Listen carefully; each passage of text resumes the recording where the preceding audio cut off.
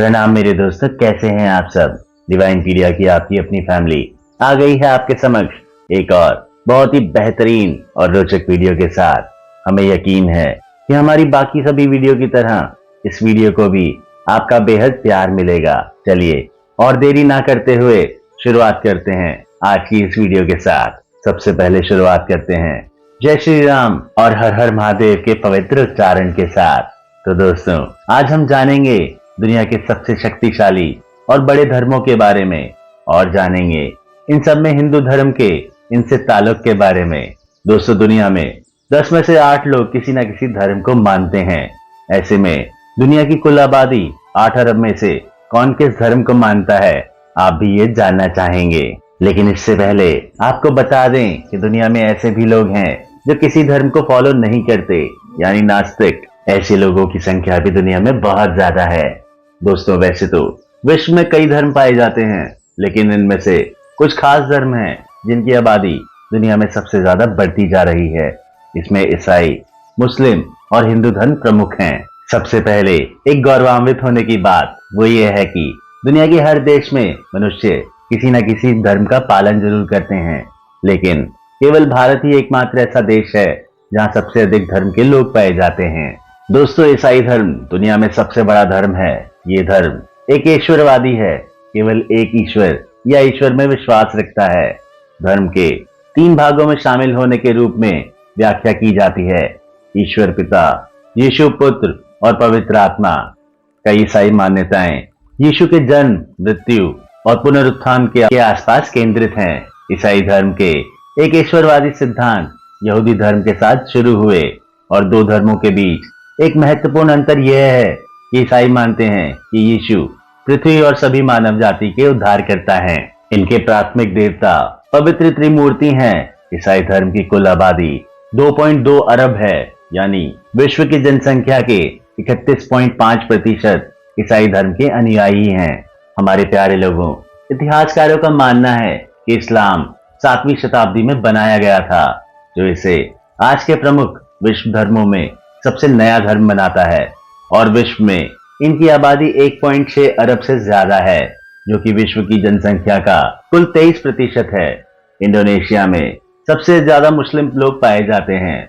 इतना ही नहीं, बल्कि विश्व के 195 देशों में से 57 देश हैं जिन्होंने स्वयं को मुस्लिम राष्ट्र घोषित कर दिया है और इनके प्राथमिक देवता अल्लाह हैं। विश्व का तीसरे सबसे बड़ा धर्म हिंदू सनातन धर्म है, जिसके बारे में हम विस्तार से वीडियो के अंत में बात करेंगे।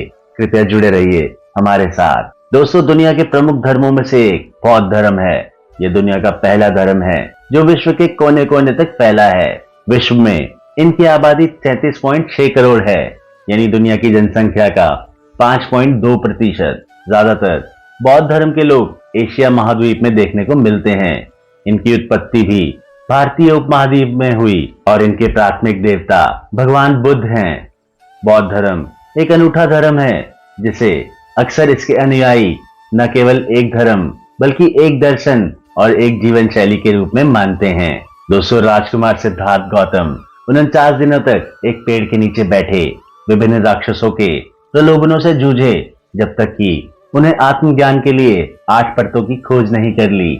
बुद्ध ने बताया कि मानव दुख की जड़ इच्छा में ही निहित है और सुख प्राप्त करने के लिए इच्छा की भावना का त्याग करना होगा। बौद्ध लोग 4 आर्य सत्यों को पूरी तरह समझने के लिए सूत्र नामक शास्त्रों और अन्य शैक्षिक ग्रंथों से धर्म को समझते और सीखते हैं। दोस्तों, आइए अब बात करते हैं सिख धर्म की।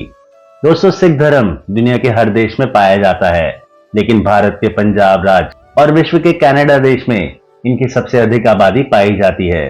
दुनिया में करीब 2.3 करोड़ लोग सिख धर्म के अनुयायी हैं, जिसकी शुरुआत 15वीं सदी में गुरु नानक देव जी ने की थी।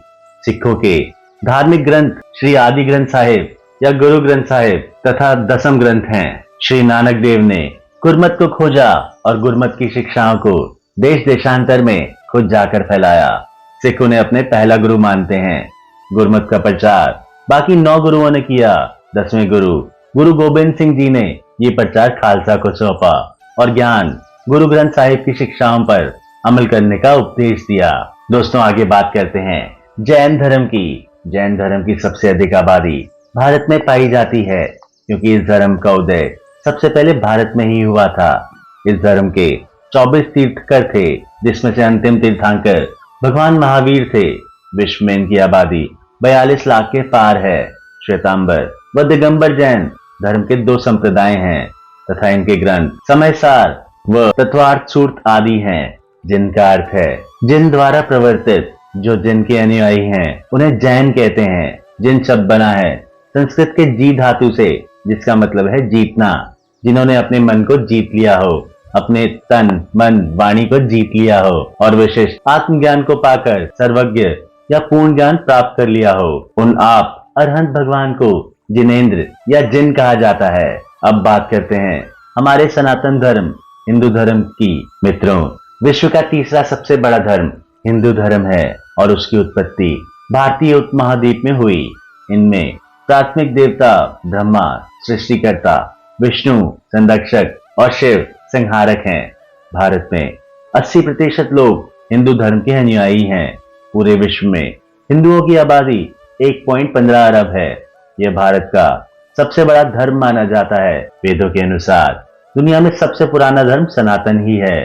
साथ ही हिंदू धर्म में कई प्राचीन ग्रंथ हैं। हिंदू धर्मावलंबियों की 97% संख्या भारत में, नेपाल में और मॉरिशस में रहती है।